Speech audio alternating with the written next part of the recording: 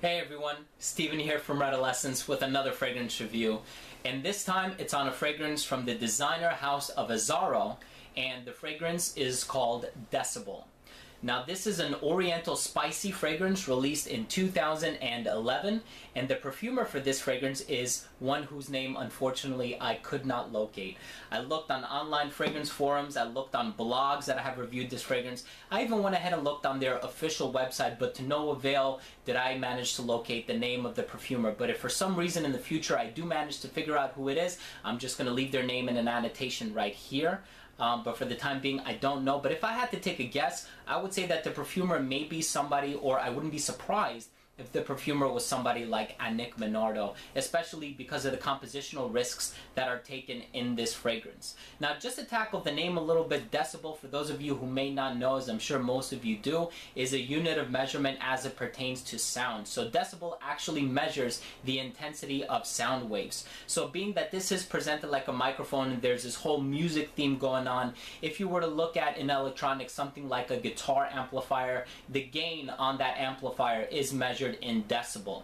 So I think what the name denotes is that this is going to be a loud rock star type of a fragrance, and I do think that it is a loud fragrance in terms of its composition, not necessarily in terms of its performance. Now, the face of the advertisement campaign is Julian Casablancas. Julian Casablancas is actually the lead singer and the front man for the American rock band The Strokes, and he actually composed a song for this very fragrance that's being played in the commercial for this fragrance. The name of the song is entitled I Like the Night, and in the commercial it depicts Julian Casablancas crowd surfing, and he describes the experience as a symbol of him and his audience coming together and becoming one. So in the end, is this fragrance worthy of a rock star anthem, or should it have exited the stage with a melancholy swan song? I will let you guys know what I think in just a bit, but next up we have the presentation for Decibel by Azzaro. Here we have the presentation for Decibel by Azzaro. This is a fragrance that's available in 3 sizes, 0.8 ounces, 1.7 ounces, and 3.4 ounces. This one in front of me here is the big guy, the 3.4 ounce bottle. This is available in eau de toilette concentration only.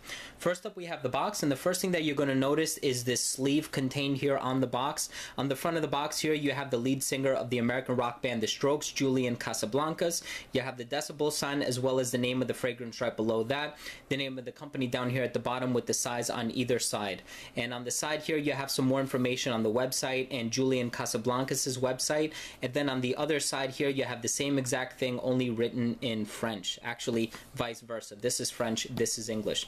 On the very back here you have an image of the bottle, and what I like is when you take the sleeve off it actually exposes that same image, only this time it's in somewhat of a holographic finish. I like that. Over here on the front, down at the bottom, you have this microphone pattern, and then it fades up to black here. This is the same exact thing that's going on at the sleeve, the Decibel sign, as well as the name of the fragrance. Over here at the top, you do have the Decibel sign once more, and down here at the bottom, you have this UPC code, and the serial number is located in the middle of the left-hand side here. Should coincide with the one found on the bottle. Now, the bottle is really the highlight of this presentation. Unfortunately, I do think it's somewhat tacky. I'll get into that in a little bit. Over here on the rim, you have the Decibel symbol once more, right below the atomizer here. This is actually the atomizer itself. It's a pretty cool triggering mechanism, and I really like the atomizer on this fragrance. It doesn't spit out too much juice, but it is a really nice thick burst and a really nice atomization. Let me show you guys what I'm talking about here. It really covers a lot of area, very nice thick potent burst. I like that. The glass itself is a very dark, almost opaque black color, but you can actually see through it, which is kind of cool.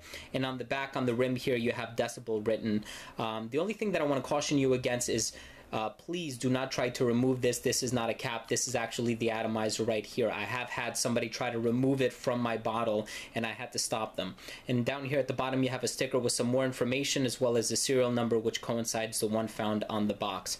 Now, in terms of the bottle, I do think that this is somewhat tacky. There's another bottle out there that does it a lot better, and that is the Adam Levine fragrance. In this one you have this really intricate intertwined metallic pattern here on the cap. The stem for this one one actually resembles the black wire that you would find on a microphone. I think this is sleek and contemporary. This, on the other hand, looks very cartoonish. It looks distorted, and it actually reminds me of the microphones that I used to have as a kid, the toy microphones that you sing into it. It captures your echo and adds like a little bit of resonance to your voice. And if you look at the 2.5 milliliter, 2.5 ounce bottle, it's actually the same thing, only shrunk down, and it actually looks that much more toyish. So I do think this is somewhat tacky, but nevertheless, it's the juice inside that counts. So that was the presentation for Decibel by Azzaro. Now this fragrance opens up with a very bright and prominent citrus, as most fragrances do, especially contemporary releases. There is a note of lemon, particularly Amalfi lemon, that's contained in this fragrance. However, it's also coupled with a bergamot note, which adds that traditional citrus appeal and that overtone to this composition. However, I do feel like the lemon note is just a little bit stronger in this fragrance, so I would probably venture to say that the concentration or the ratio of lemon to bergamot is like 3-to-1 or something like that. It opens up very citrusy, but that is not by far the strongest note or notes in this fragrance. The most concentrated note, which I think is also the star player and the backbone to this fragrance, is the note of incense. Now, incense is of course very vague. You have frankincense, you have myrrh, both varieties of myrrh, and a few other resins that can be used as an incense base. In this fragrance, on the other hand, I'm just going to clarify by saying that the incense note used is that of olibanum, also known as frankincense. As a matter of fact, the incense note in this fragrance is so concentrated and so pronounced that it's actually very reminiscent of a Roman Catholic Church. Yes, I really do feel like this fragrance has an ecclesiastical evocation. If any of you have been in a church that uses frankincense as an incense base, then it's definitely going to remind you of that. As a matter of fact, I have never smelled a designer fragrance that does incense in quite the way that this one does. I know Bleu de Chanel contains incense, but guys, this one just does it totally differently. I have never smelled anything like this before, especially from a designer release. As soon as I smelled it, right away I was reminded of niche counterparts. Full Incense by Montal, Avignon by Comme des Garçons, Silver by Bond No. 9, even Cardinal by Healy. But this fragrance does it very differently because it's not just that pure blown incense. There's a lot more going on in this composition. Like I said, it opens up with a lot of lemon, a little bit of bergamot, but there's also this licorice note in the opening. Now I do think that the frankincense note alone was a very, very strong creative and compositional risk taken in this fragrance, especially for a mass market fragrance. It's such a polarizing note that you're really taking a chance as to whether people are going to like this fragrance or not. But then to also include licorice as a means of sweetening this fragrance up in the opening and a little bit into the mid was just one compositional risk on top of another one.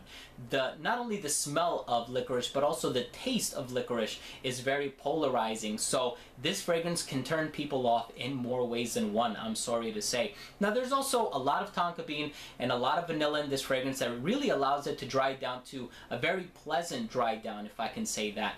But it also contains a little bit of Tahitian vetiver. It is of course synthetic. It comes across as a little inorganic, but what I can say is that the dry down to this fragrance is actually quite enjoyable because it's a very clean vetiver. It's not the dirty variety. So I think that that is one redeeming factor in this fragrance, and it actually serves for an appealing dry down.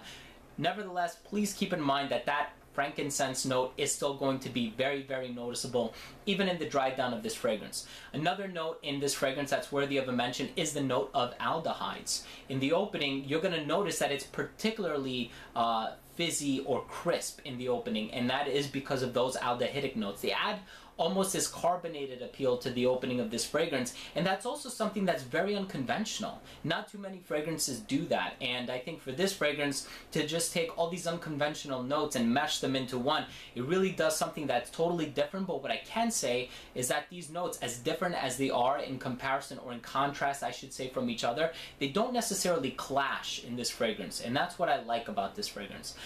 It does take very serious creative risks, and I think that that's what allows this fragrance to be hated on by so many people. And I can tell you right now that this fragrance is not going to get a lot of positive attention if you wear it. But if you're into unique fragrances, fragrances that smell different, if you're looking not to smell like anybody else, and if you're a fan of incense, please, please, please, I would highly recommend you check out this fragrance, because this fragrance I do think is incense done well. Just keep in mind it is going to be polarizing, so it's bound to turn off a lot of people.